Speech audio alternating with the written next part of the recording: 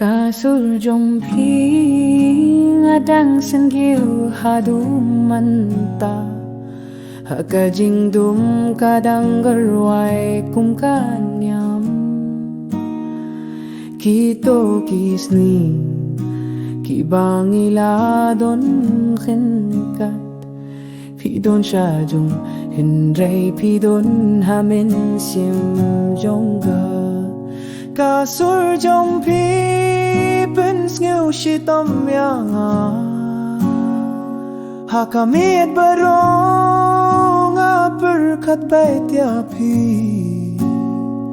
Haman kakintian ngawat yapi Labanim habayam don mapihang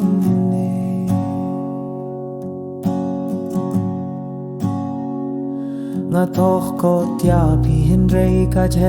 lut ha umat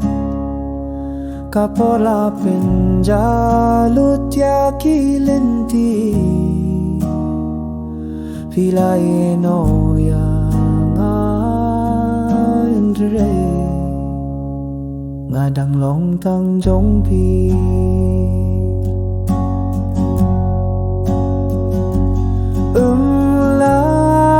Banim klamapi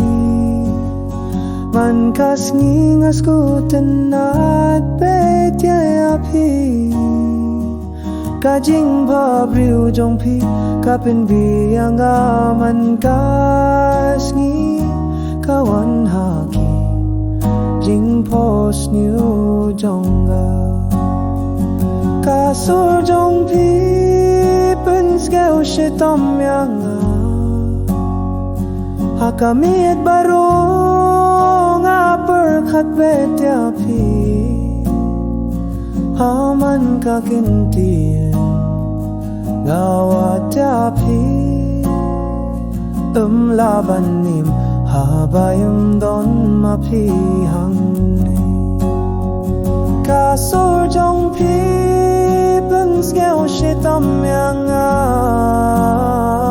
Hakamit barong aperkat betya pi Haman kakintian ngawat yapi Labanim habayam don mapihang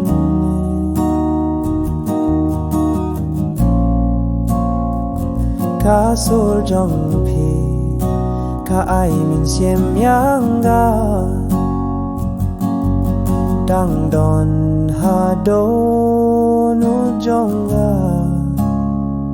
Kum kajing duay